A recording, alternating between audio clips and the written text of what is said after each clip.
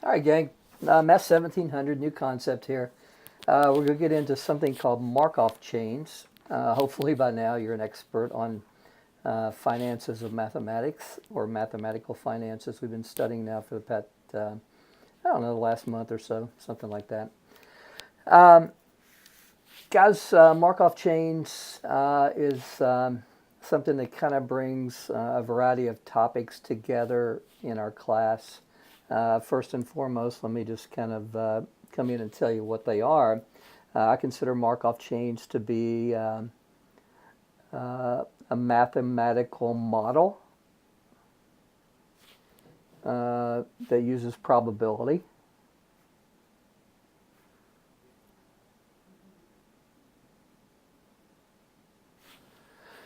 And matrices, everyone's favorite, to analyze certain sequences.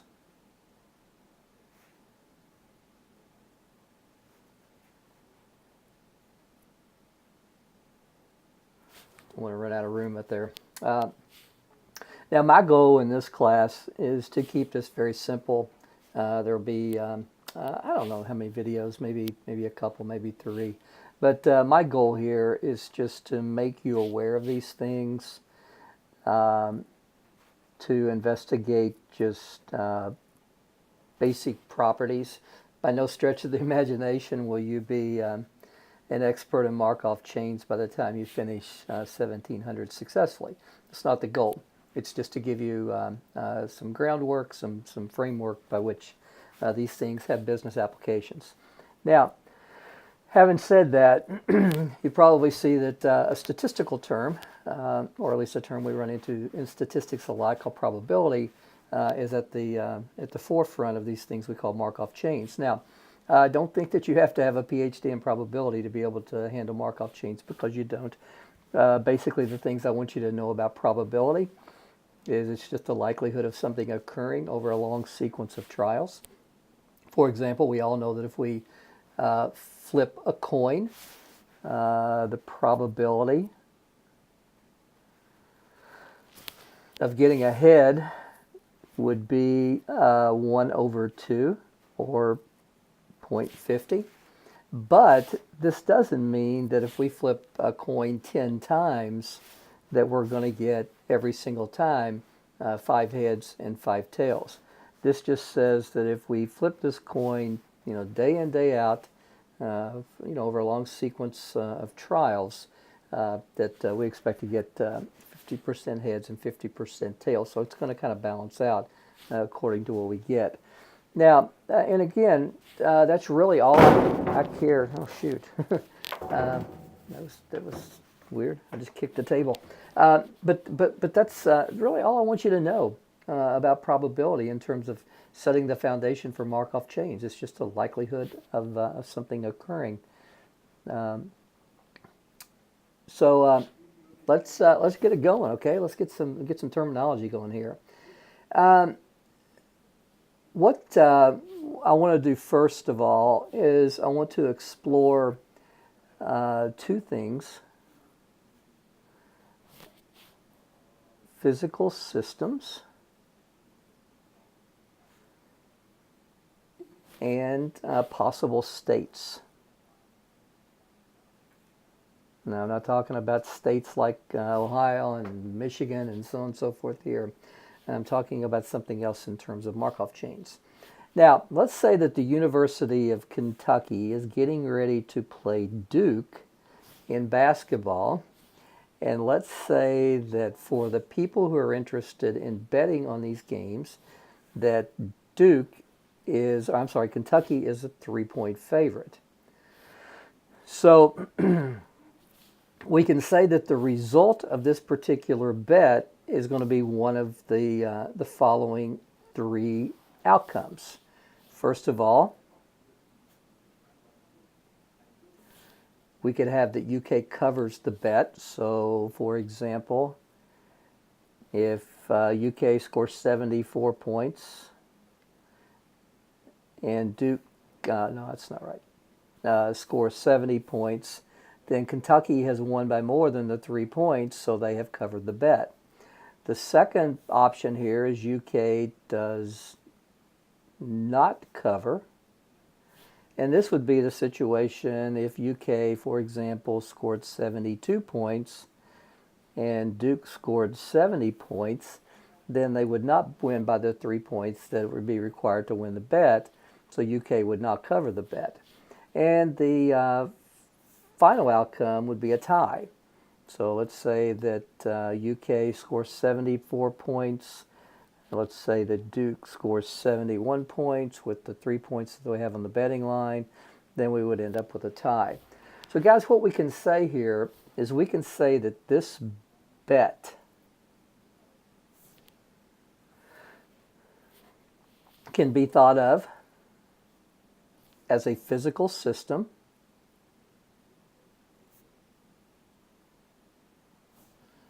with 3 possible states. And again, the 3 possible states are the UK covers, UK does not cover, and that there is a tie. Now, another physical system that we can think about is a stock that's listed on the New York Stock Exchange. Now, if you think about this, any stock that opens up on the New York Stock Exchange has 3 possible states. And ask yourself, what do you think these possible states are for the physical system of a stock being listed on the New York Stock Exchange? Well, the first one is the stock could increase in value. The second one is that the stock could decrease in value. And clearly the third possible state is that there would be no change. So if a stock opens up at $12.60 and closes at $12.80, then there's been an increase in the value. If it opens up at $12.60 and decreases down to $12.40, then there's been a decrease. And then clearly, if we have a $12.60 and it remains at $12.60, then there's been no change in the stock price. Okay? Now, guys, physical systems do not necessarily have to have 3 possible states. Let's consider a potential car buyer who walks onto a car lot with the intent of purchasing a car. So we could say that this potential buyer can be thought of as a physical system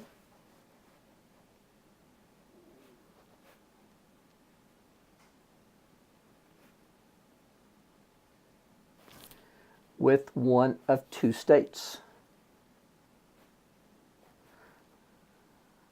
Buys a car, does not buy a car. Now, we have all sorts of potential physical systems. Look, if we think about voters, or think about, let's just think about the political affiliation of voters. I would think of that as being a physical system with 3 states. They would either be a Democrat, Republican, or something else. But anyway, guys, what I want to get into is more about looking at a state, and we'll just refer to this right now as an initial state,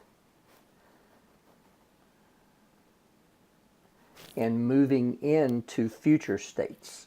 So guys, this has got a big old fancy name for it. It's called a stochastic process.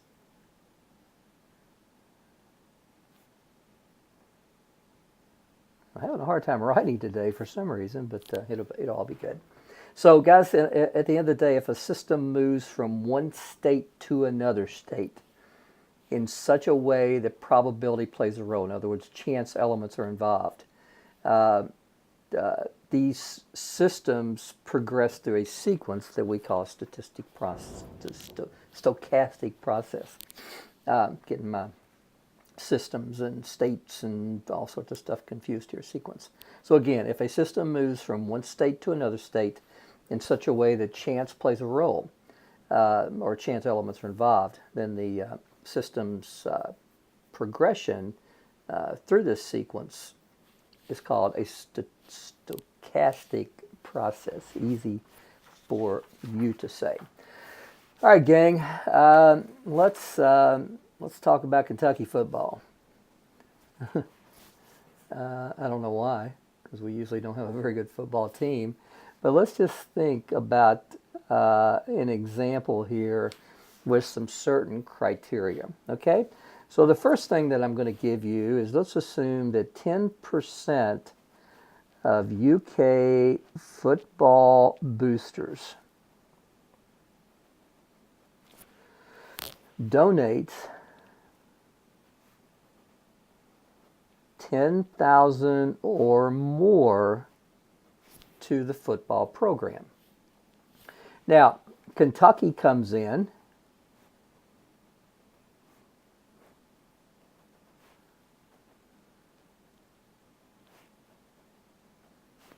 and hires a new football coach with the hopes of generating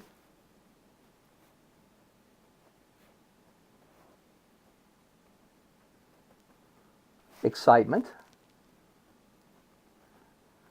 which comes from a winning season, which hopefully for the University of Kentucky increases the number of those who donate. So what we can assume here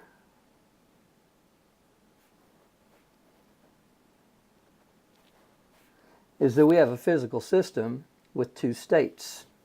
Our first state donates 10,000 or more, and secondly, donates less than 10,000. So guys, each UK football supporter can be considered a physical I've kind of lost a physical system with two states. So I'm going to let A represent donates 10,000 or more, and I'm going to let A prime donates less than 10,000. So my prime is always going to be whatever my probability of is. I guess I would call that kind of my base state. This is going to be the, doesn't do that, kind of the opposite of. Now, let's say we've got some more information.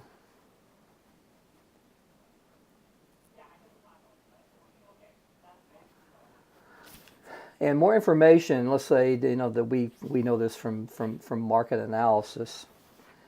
And we see that the probability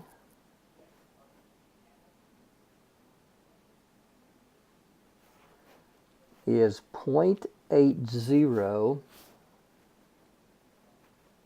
that a donator, so we'll just say a person, who currently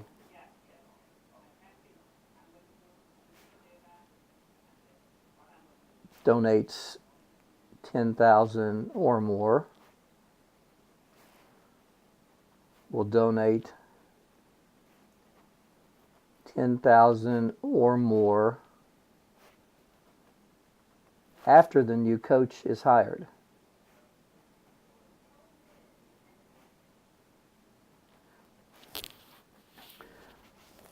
We also know that the probability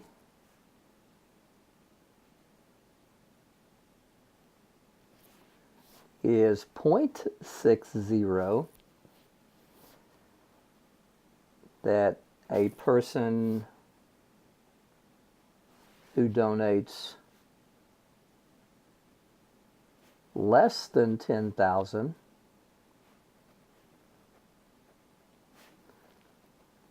will increase their donation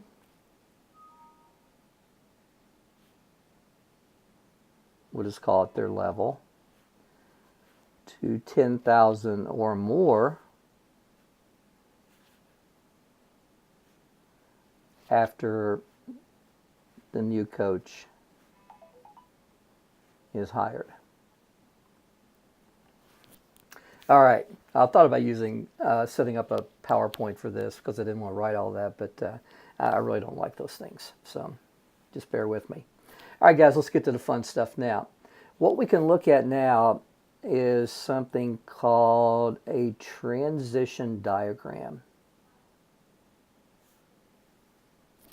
And a transition diagram works kind of like this. We have our two states in this case, and we're going to look here in a couple of videos at states where we have more than two states.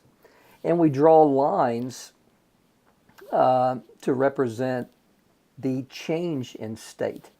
Now, right up here we see that the probability is 0.80 that a person who is currently donating $10,000 or more will continue to donate $10,000 or more after the new coach is hired. So that is going to be denoted by this type of arrow, in that they started out donating $10,000 or more and they continued. So guys, we have a probability of 0.80. This 0.60 says that a person who donates less, therefore they're in state A prime, will donate 10,000 or more, so they are actually moving from state to state, and the probability of that is 0.60.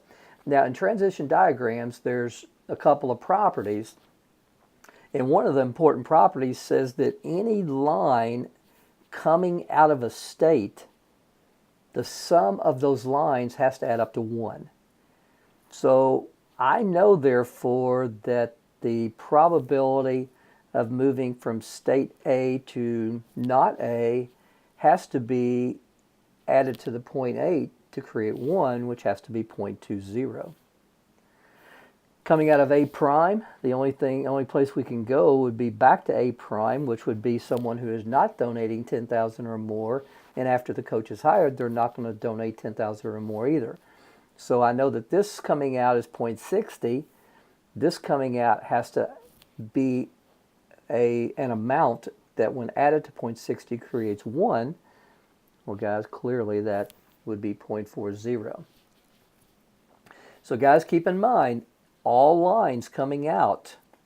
So I have, in essence, I have two lines coming out. Those probabilities have to add up to 1. Over here, I have one line coming out, another line coming out. Those probabilities have to add up to 1. Now, the next thing I'd want to look at is something called a transition probability matrix.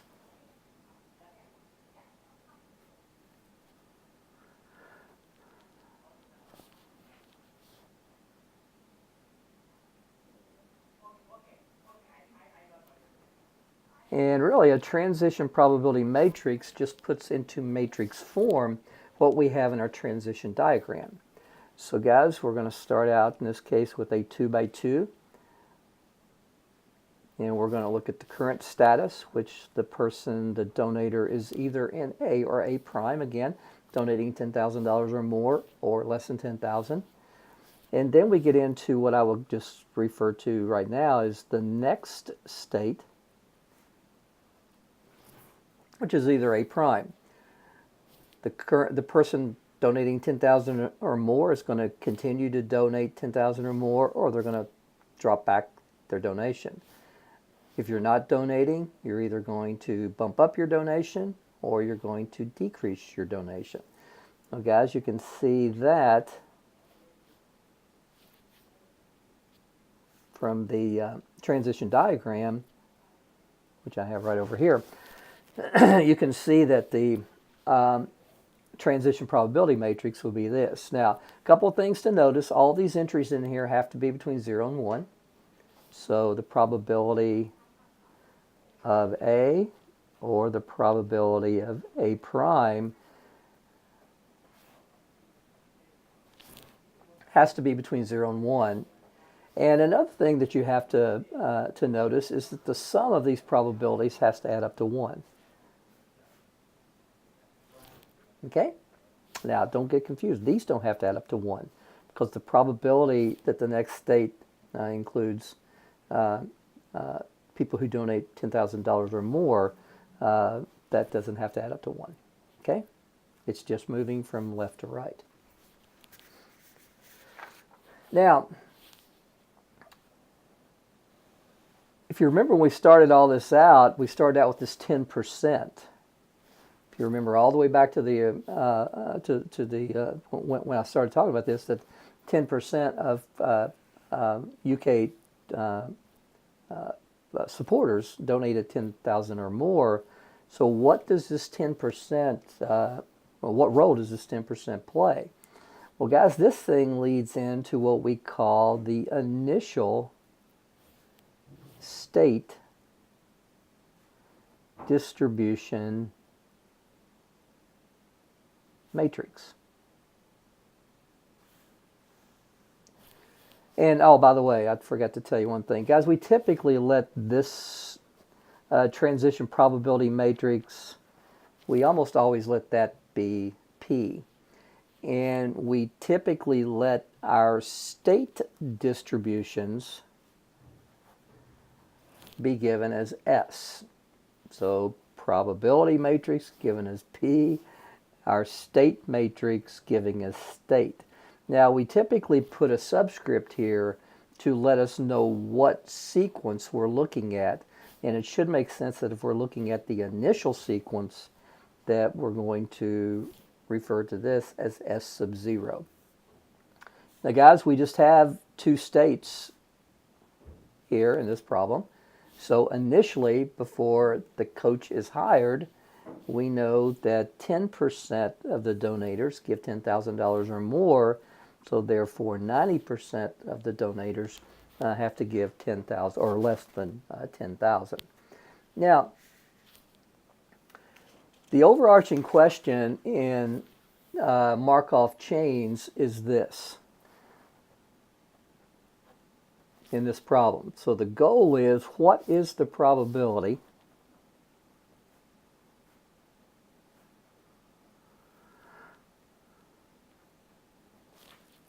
of a person, let's just call it a booster, being in state A or state A prime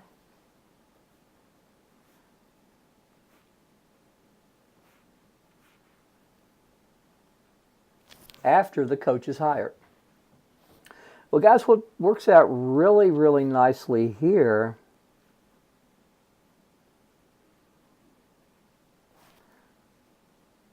is to look at a probability tree diagram. So, guys, we're going to start out with the initial, and this is before the coach is hired.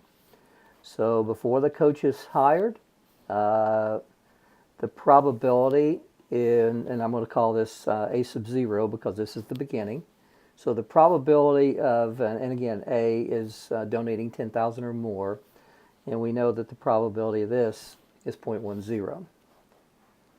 The probability of not donating in the initial state is 0.90. Now, this allows us to organize our thoughts, so to speak, and organize and examine all the options. This person currently given $10,000 or more is either going to, at the next state, which we will call the first state after the initial state, is either going to continue to give 10,000 or more or not give 10,000 or more. Same thing down here. This person who is not giving 10,000 or more in the initial state will either bump up their donation, or they won't. So notice all these over out here. This is my second state. Now I call my first state, the initial state, 0. You might say, well, why don't we start out with 1? Well, because it's initial. It's before anything happens. So this is before the coach is hired. then our first state after whatever's been, you can think of kind of as an intervention. I mean, it could be something like, let's say we're selling, gosh, I don't know, a new brand of Pepsi or Coke, and we do a marketing campaign. So we're currently selling a particular product. We, put into effect an aggressive marketing campaign, and we want to examine the first state after the intervention of the aggressive marketing campaign. But guys, we're not looking at marketing campaigns here. We're looking at hiring a new coach. So the probability for moving from this state to this state is 0.80. This is 0.20. This is 0.60. And this was 0.40. But guys, these numbers are the same things we saw back in our transition diagram, our transition probability matrix. This is just presented in a little different way in something called a probability tree. Now, and you're going to see, I think this makes a nice transition into the role that matrices play in this. So, what's the probability of ending in state A1? Well, that's going to be the probability of being in state A1 or A0 and moving into A1. So we're going to calculate that by multiplying the probabilities. Another way to end up in A1 was to start in A0, or I'm sorry, A prime 0, and then end up here. So 0.9 times 0.6. And guys, I have to grab my calculator on this one. I don't know what this is. I'm kind of making this stuff up as I go.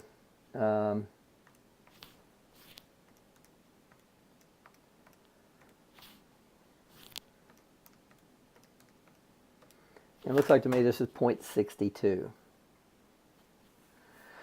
Now the probability of ending in a prime 1, so after the coach is hired, what's the probability of not donating? Well, you could get to this state right here. These are the same states, one of two ways. You could have donated 10,000 or more and then backed up, which is 0.1 times 0.2.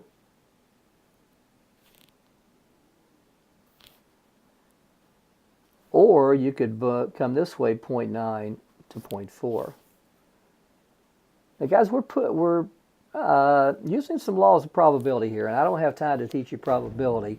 I don't think it's important because I'm eventually going to, consider this as an applied course, and I'm eventually going to show you how we can do this same thing using matrices. So what do we have? We have 0.1 times 0.2 plus 0.9 times 0.4. If I didn't make a typo, that's 0.38. So after this new coach is hired, the probability of someone donating $10,000 or more is 0.62. It was 0.10.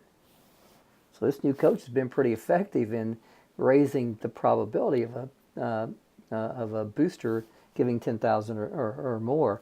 And the probability of not giving 10,000 or more was 0.90, but now it's 0.38. Now, what we can do, one thing, notice here that this 0.62 and 0.38 add up to 1. And again, that's just a basic property that we run into with the entries of our state matrices. All right, so 0.62, 0.38 leads us to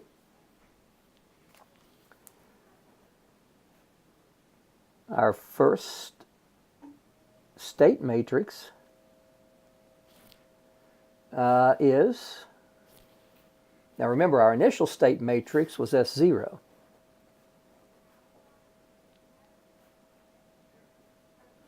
But this thing has moved into our first state matrix.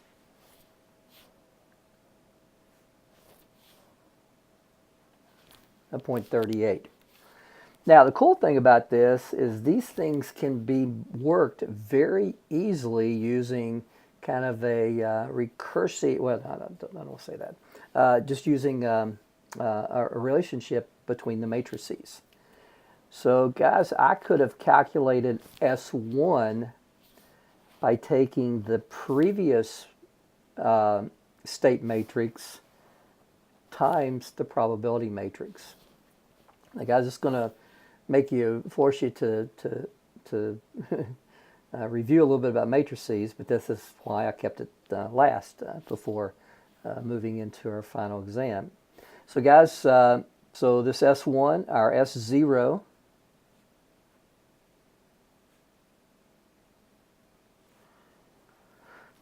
our P matrix,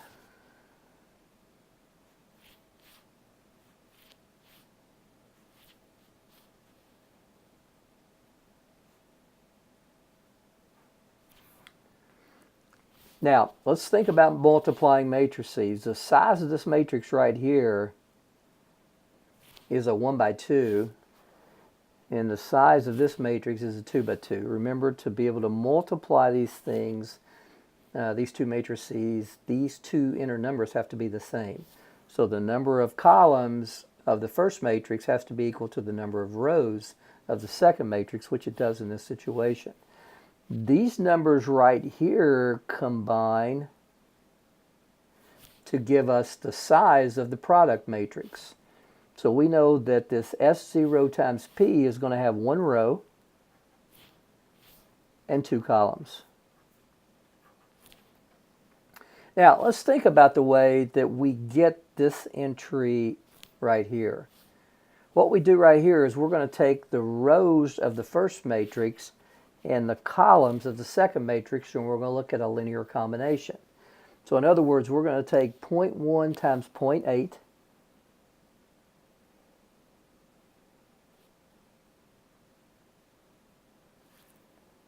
plus 0.9 times 0.6.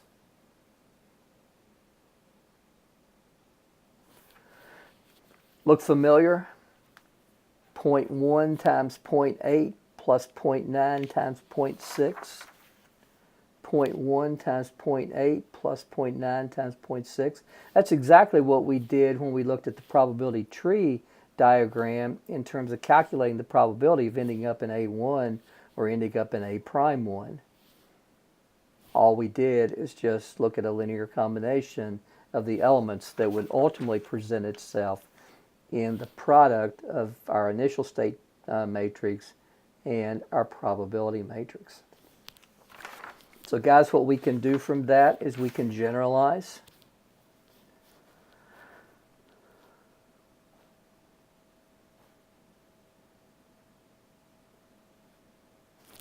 So if this continues, how could we calculate the second state matrix?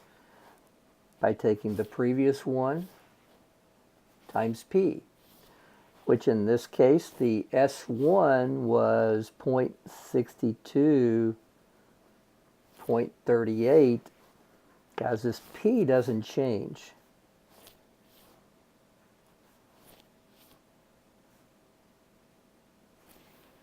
And we could put this in our calculator and easily get S2.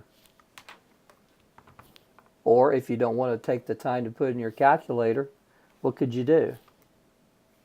I'll tell you what, I want to put this in the calculator because not only am I teaching Markov chains because I want you to be able to do Markov chains, I'm teaching Markov chains kind of as a review for your final exam.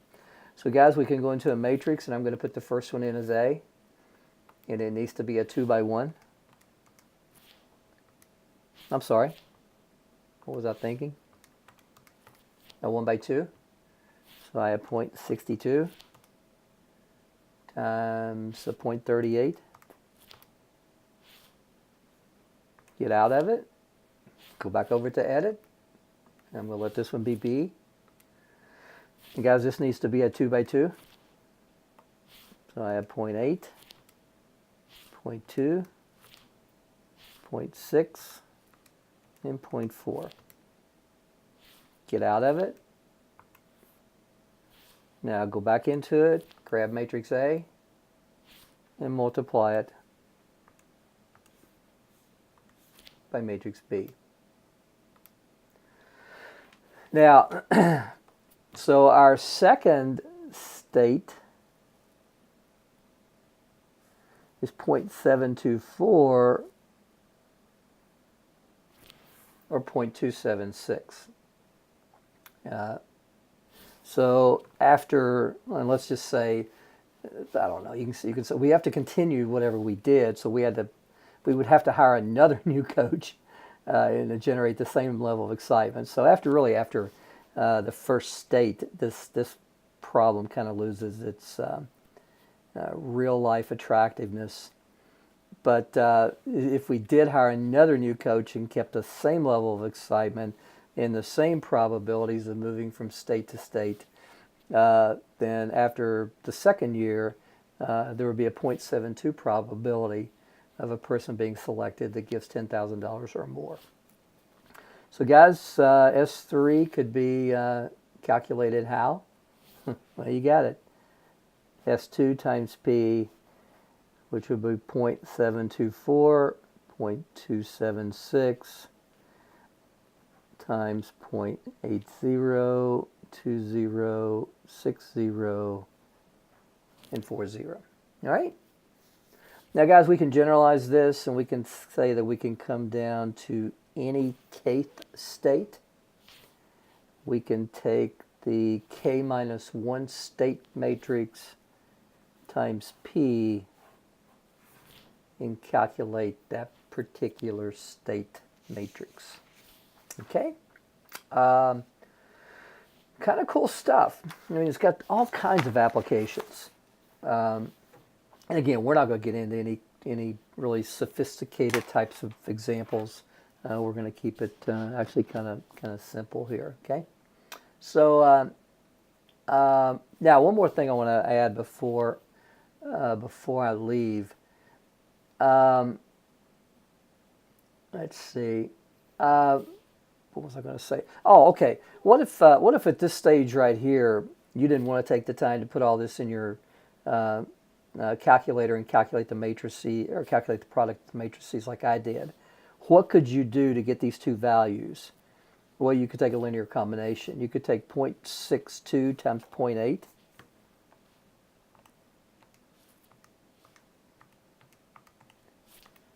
And add what? 0.62 times 0.8 and add 0.38 times 0.6.